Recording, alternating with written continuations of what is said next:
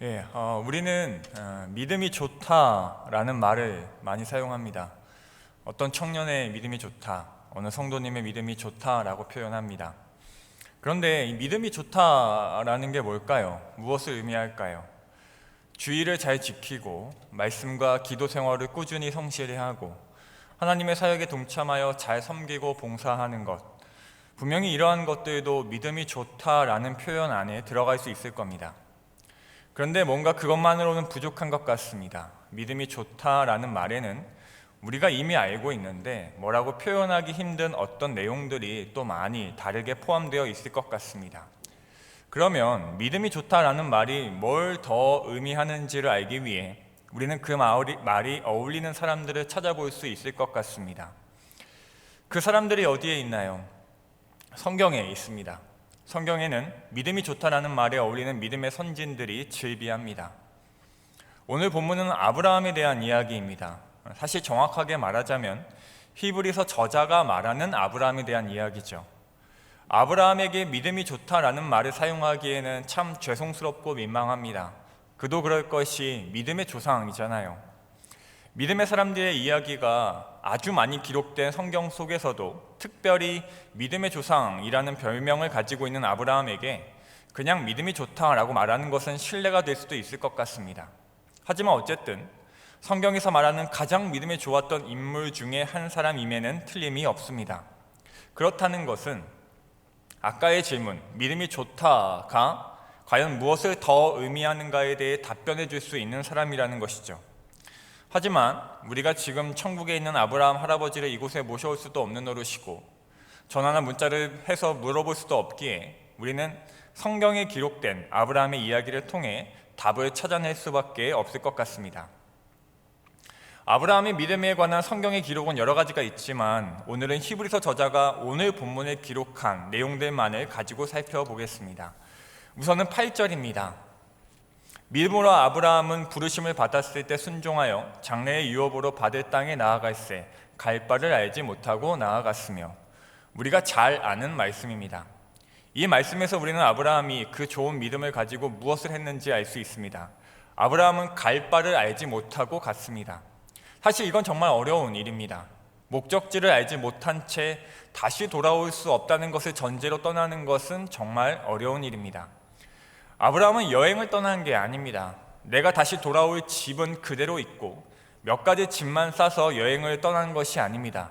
짐을 다 꾸렸습니다.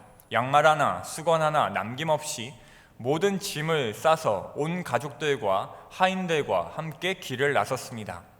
모르긴 몰라도 가족들이나 하인들은 불만이 있지 않았을까요? 만약에 제가 어느 날 아내에게 여보, 짐 싸, 우리 이사하자.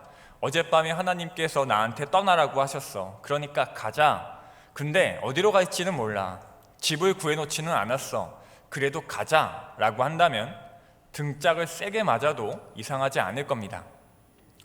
돌아올 곳이 없이 떠난다는 것, 심지어 어디로 가는지도 모른 채 간다는 것, 이것은 우리가 상상하는 것보다 정말 아주 많이 어려운 일입니다.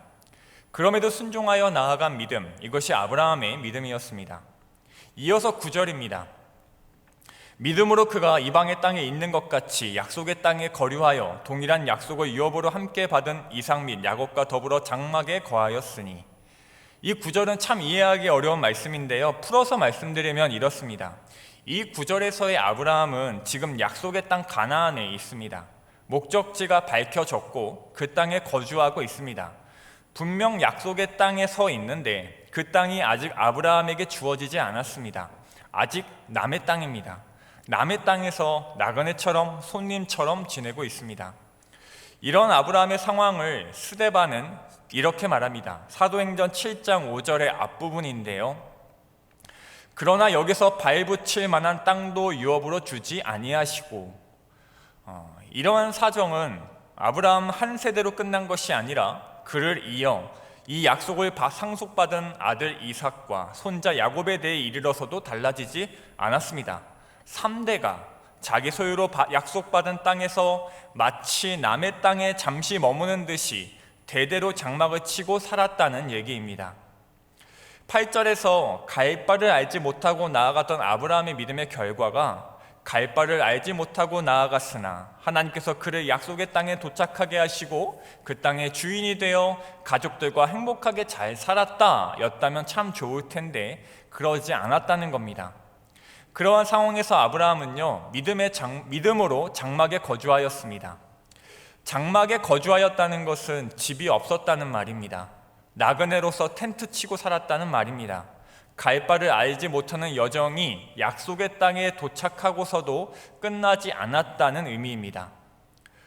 어디로 가는지 알지 못한 채 돌아올 곳 없이 떠나는 믿음. 내 집은커녕 전세도 월세도 아닌 하루살이 같은 장막을 오늘도 치는 믿음. 우리는 이러한 아브라함의 믿음을 오늘 본문을 통해서 확인할 수 있습니다. 하지만 이러한 내용은 믿음의 결과일 뿐, 믿음이 좋다라는 것이 무엇을 의미하는가에 대한 대답일 수는 없습니다. 그래서 우리는 아브라함의 이 믿음의 행동들의 전제를 살펴볼 필요가 있습니다. 어떻게 아브라함은 가야 할 바를 알지 못하고 갈 수 있었을까요? 어떻게 아브라함은 약속의 땅에서 나그네로 살아갈 수 있었을까요? 사실 저는 오늘 우리가 아브라함의 믿음을 본받자, 우리도 믿음의 사람이 되자라는 말씀을 드리려는 것이 아닙니다. 그게 본질적인 말씀은 아닙니다. 우리가 좋은 믿음을 갖는 것은 분명 좋은 일이지만 그러한 좋은 믿음을 위해서 앞서 무엇이 필요한가를 나누고자 합니다. 아브라함의 이러한 믿음의 행동들을 실천할 수 있었던 이유, 그것은 그에게 출발지와 목적지가 있었기 때문입니다. 출발지는 우리도 압니다. 본토 친척 아비집이잖아요 라고 말하실 수도 있을 것 같습니다. 목적지가 없다면서요 라고 반문하실 수도 있을 겁니다. 아닙니다. 우리가 아는 출발지가 아니고요, 우리가 아는 목적지도 아닙니다. 아브라함은 아비집에서 출발하지 않았습니다. 아브라함의 목적지도요, 가나안 땅이 아니었습니다. 아브라함의 출발지는요, 여기입니다. 다시 8절을 읽어드리겠습니다. 믿음으로 아브라함은 부르심을 받았을 때에 순종하여 장래의 유업으로 받을 땅에 나아갈새 갈 바를 알지 못하고 나아갔으며. 아브라함의 출발지가 어디인가요? 하나님께 부르심을 받은 거기입니다. 하나님께 부르심을 받은 그때입니다. 아브라함은요, 거기서 출발했습니다. 그리고 목적지는요, 10절입니다. 이는 그가 하나님이 계획하시고 지으실 터가 있는 성을 바랐습니다. 아브라함의 목적지는 가나안 땅이 아니라, 자기가 주인된 저택이 아니라 하나님의 계획이 이루어지는 곳이고 그 때였습니다.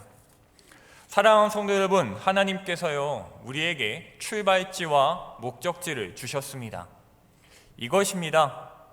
이 사실, 여기 출발지에서 저기 목적지까지 나를 인도하실 거라는 것을 믿고 확신하는 것, 그것이 아브라함의 믿음이며 믿음이 좋다라는 말의 여러 가지 의미 중에 아주 중요한 의미입니다. 우리는요, 본질적으로 갈 바를 알지 못하고 가는 자들이 아닙니다. 우리는요, 출발지 없이 떠나온 나그네들이 아닙니다.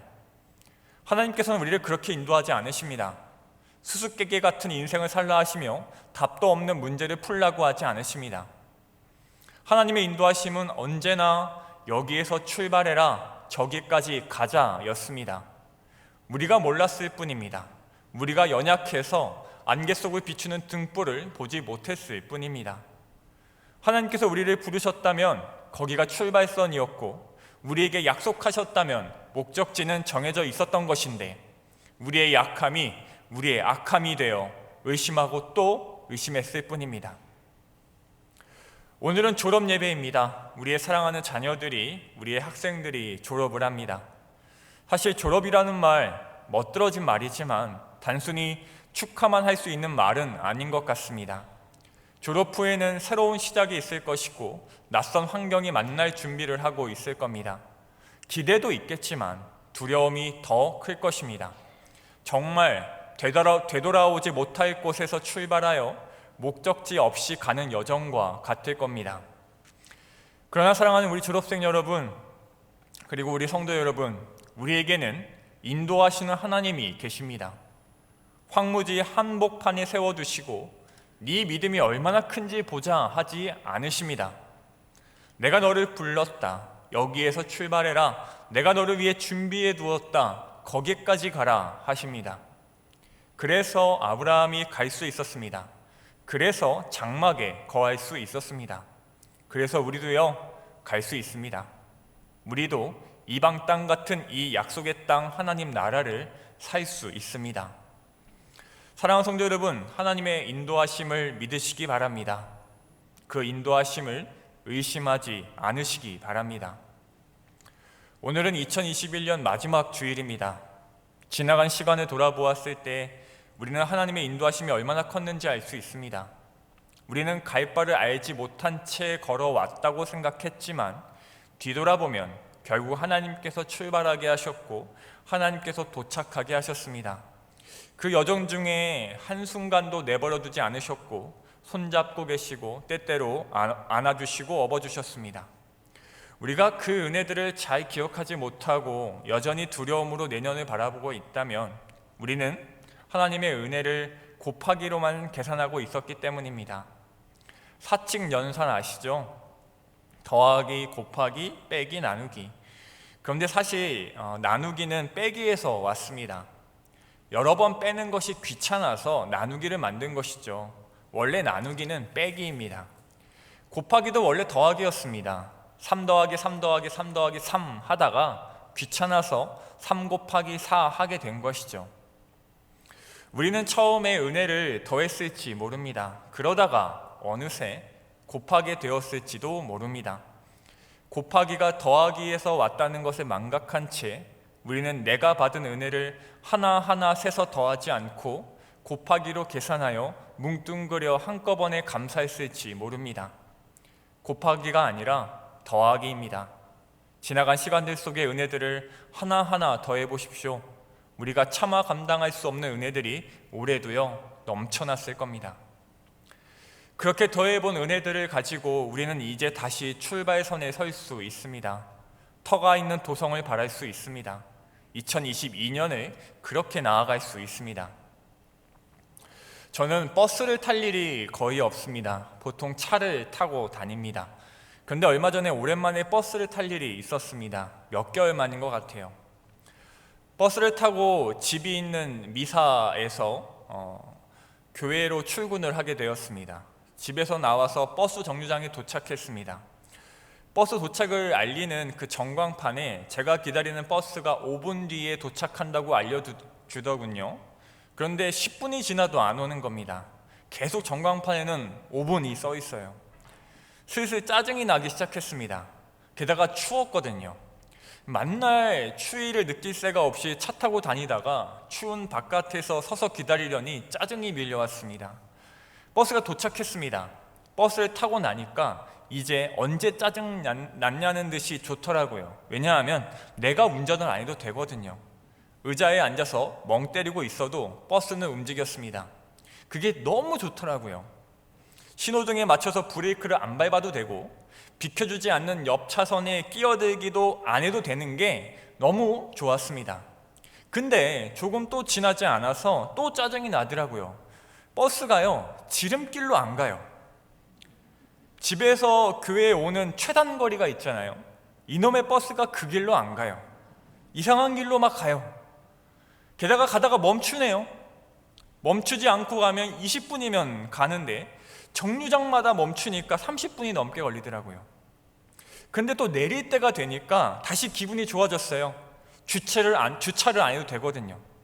지하 주차장으로 내려가가지고 선에 맞춰서 주차를 잘 하지 않아도 되더라고요. 이렇게 버스를 타고 오면서 그런 생각이 들었습니다. 우리의 여정, 신자의 여정은요 내가 모는 벤츠가 아니더라고요. 버스더라고요. 저는 벤츠를 타본 적은 없지만 아주 좋다는 것은 알고 있습니다. 그런데요 하나님은요 우리를 벤츠에 태우지 않으시더라고요. 하나님의 인도하심은요 언제나 버스였습니다. 나는 지금 가야 하는데 지금이 맞는데 하나님의 때는 언제나 제 생각과 달랐습니다. 버스가 내 계획대로 오지 않는 것처럼 말이죠. 또 나는 지름길로 가야 하는데 지름길로 안 가요. 이상하게 이리저리 돌아서 갑니다. 그리고 멈추기까지 하죠. 12번도 더 멈춥니다. 빨리 가야 하는데 빨리 가지 않습니다. 그런데요, 하나님의 이 인도하심이라는 버스는 언제나 반드시 나를 태웠습니다. 나를 기다리게 하셨어도 나를 승차 거부하신 적은 없었습니다. 지름길로 안 가고 돌아가도 멈춰 서기도 했지만 언제나 목적지까지 나를 태워주셨습니다. 사랑하는 성도 여러분, 그리고 우리 졸업생 여러분, 아마도 우리의 2022년 역시 하나님의 인도하심은요, 벤츠가 아니라 버스일 겁니다. 때때로 멈추어 서고 내 맘 같지 않게 돌아가기도 할 것입니다. 그러나 여러분, 괜찮습니다. 이 버스는 우리를 반드시 여기에서 저기까지 우리를 데려다 줄 것입니다. 우리가 해야 할 일은요, 아브라함이 한 일과 같습니다. 오늘 본문 10절 마지막이 이렇습니다. 바랐습니다. 여기서 이 바라다라는 말은 원어로 보면 이렇게 해석할 수 있습니다. 기쁨으로 기대하다. 그냥 기다리는 게 아니라 기쁨으로 기대하고 기다리는 것, 아브라함이 한 일입니다. 내년에도 하나님의 인도하심이라는 버스를 타시고 기쁨으로 기대하시기를 바랍니다. 하나님께서 계획하신 곳까지 이를 것이라는 믿음으로 가시기를 바랍니다. 제 아내는요, 결혼하고 나서도 저한테 가끔 몇 년에 한 번씩 가끔 진지하게 이렇게 물을 때가 있습니다. 근데 오빠, 당신 코 진짜 성형한 거 아니야? 제 코가 조금 크거든요. 제 아내가 이렇게 물으면 저는 이렇게 대답합니다. 여보 같으면 성형을 이렇게 하겠어? 누가 성형을 이렇게 얼굴과 어울리지 않게 해? 코가 크면 뭐 하나요? 조화가 되어야지요. 얼굴이 삐쩍 마르고 눈도 작고 이렇게 생겼는데 코만 크면 무슨 소용인가요? 하나도 안 이쁩니다. 우리에게 어울리는 것은 내가 엑셀을 밟을 수 있는 벤츠가 아니라 하나님께서 인도하시는 버스입니다. 그것이 신앙의 조화이죠. 신자가 자신을 의지하여 핸들을 잡고 나아가는 것만큼 부조화스러운 것은 없습니다. 아름답지 못합니다. 벤츠에서 내려야 합니다. 내가 정한 출발지와 목적지를 지도에서 지워버려야 합니다.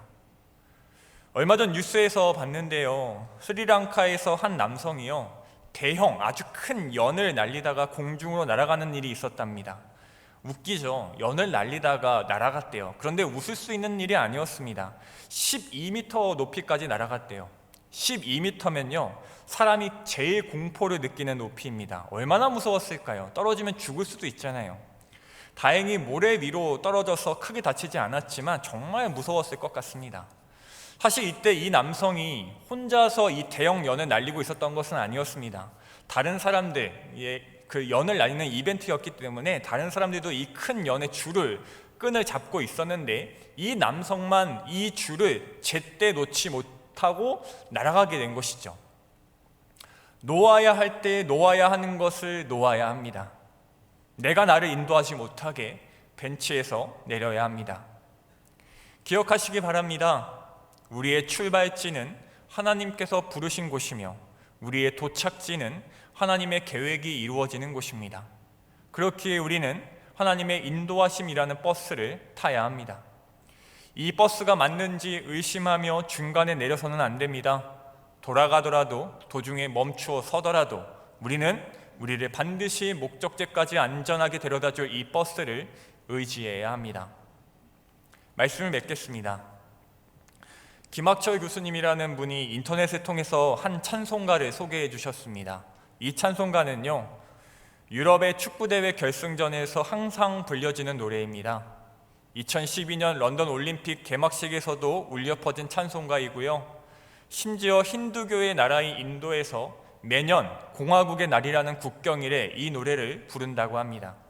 그 이유는 인도 건국의 아버지라고 불리는 마하트마 간디가 이 찬송가를 그렇게 사랑했기 때문이라고 합니다.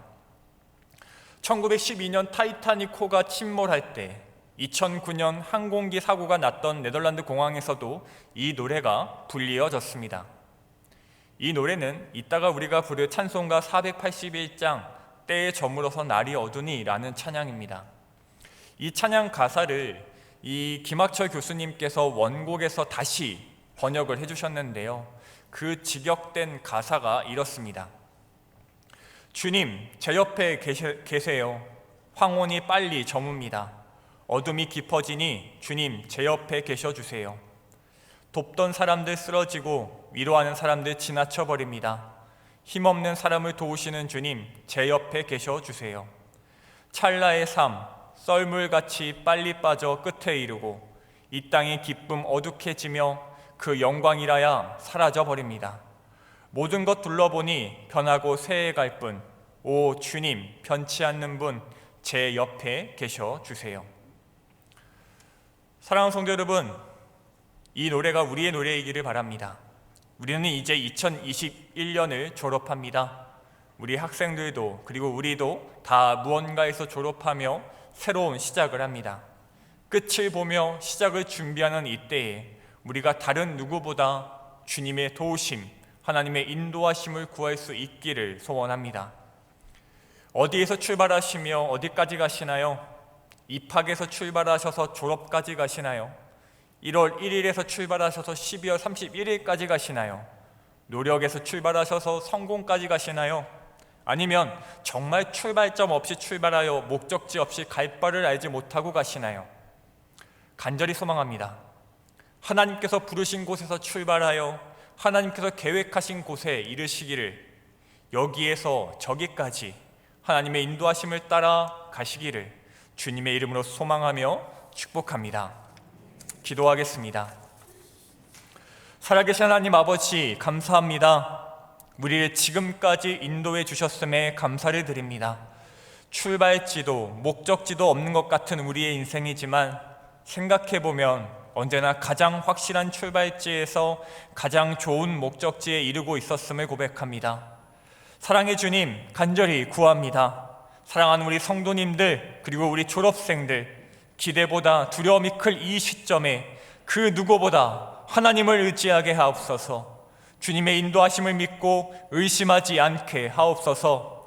주님, 우리 옆에 계셔 주시옵소서. 변치 않으시는 주님, 우리 옆에 계셔 주시옵소서. 오직 주님만 따라 이 걸음을 옮기겠사오니 주님, 여기에서 저기까지 또 우리를 인도하여 주시옵소서. 주님께서 계획하신 터가 있는 성을 기쁨으로 기대하며 가게 하옵소서. 그래서 우리가 앞서 찬양한 것처럼 한 걸음 한 걸음 우리 주와 함께 날마다 걸어가게 하옵소서. 예수님의 이름으로 기도드립니다. 아멘.